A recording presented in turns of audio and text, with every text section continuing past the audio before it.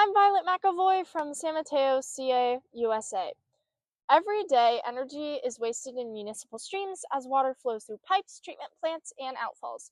Wastewater is full of grit and sand that wears down turbine blades, preventing energy capture.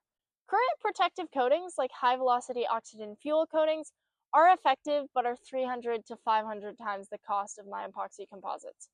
Can I create a more durable coating at a fraction of the cost using reinforced epoxy? I tested 4 coatings on stainless steel: a plain epoxy control, epoxy with graphene nanoplatelets, epoxy with silicon carbide, and a hybrid of both. To mimic wastewater conditions, I designed erosion tests using a rock tumbler. I justified this method using fluid dynamics.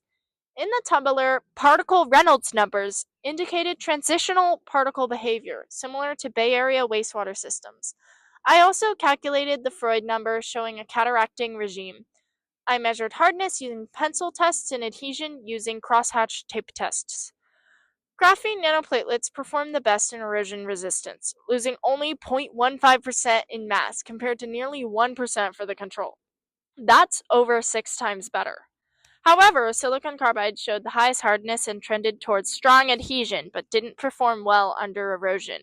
Hardness doesn't necessarily determine erosion resistance. Graphene filler, a high surface area material that improves load transfer, may better reduce microcracking in the tumbler than a stiff silicon carbide filler. Surprisingly, the hybrid coating preserved mass almost 2 times worse than the control, likely due to inhomogeneity between the rigid silicon carbide particles and the slippery flat graphene sheets. Local wastewater centers have the potential to be powerhouses. Let's make our turbines tougher so that we don't let our wastewater power drip down the drain.